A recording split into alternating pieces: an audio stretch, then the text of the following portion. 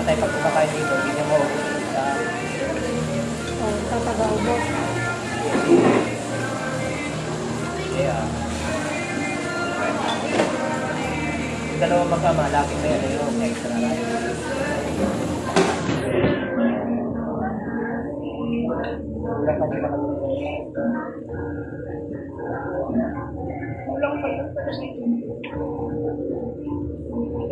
Ano pa yun?